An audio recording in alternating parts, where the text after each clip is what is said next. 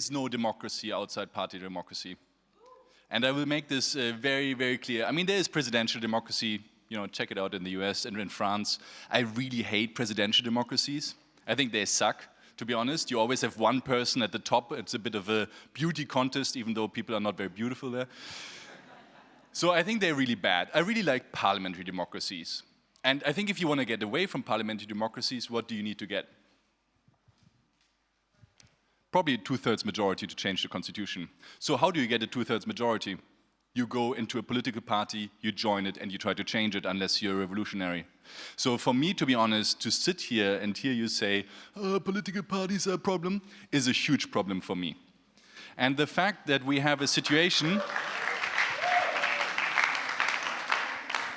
We have a situation, as we heard from Leopoldo, and I'm very, very happy that I got to listen to him. And I'm also, by the way, very impressed by a lot of the work that is being done here. We heard that around 70% of people are already in an autocracy.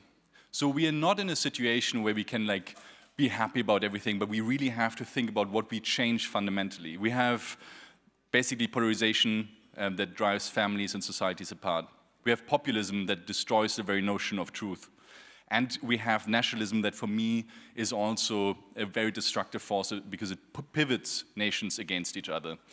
And we have a situation where this is increasing massively. If I just look at Europe, and I know this is a Eurocentric perspective, we have at least 3 governments which are run by far-right populist people.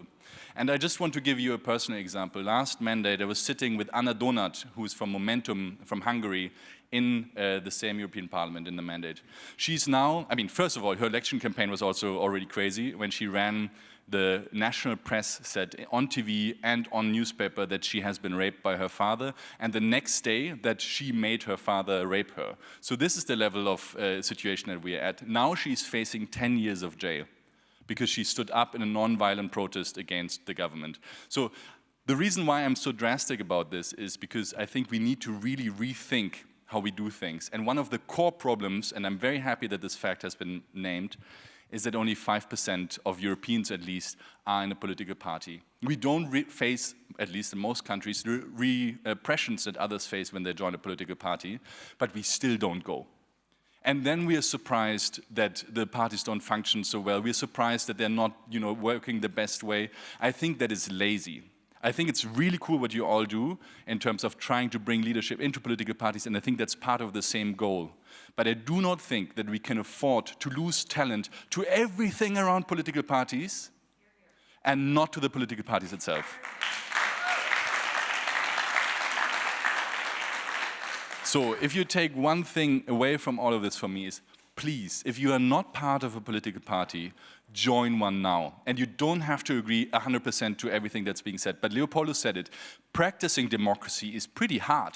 Sitting in a room with people that have different opinions and understanding that you have to listen to them and that you might need to get a majority to get your thought through is very, very hard. And we have completely forgotten how it works. So please go to parties because they will teach you democracy so that you can then actually work in a functioning democracy as a country. Please do that. I do want to say maybe 1 or 2 more things we can still learn, though, from movements. The first one is movements make sure that people don't give away their agency the moment they join. A political party has one role, which is to consolidate the views of many and to turn it into one, to consolidate the power of many and get some candidates and some parliamentarians out of it. And that can be disempowering for the people who just joined and want to make a change. So I think we need, in a party, to also learn how can we empower the base so that you don't get rid of all the agency that made you actually join the political party. So there's something to learn there. And the second point I want to also take up is the point of integrative solutions. In order to accept that other people have the right to have a different opinion, you need to first understand that. And I was just at a congress of the, let's say, very conservative liberal foundation in Germany, not the Friedrich Naumann, but even further conservative, and they were hating at the Greens and the progressive and so on.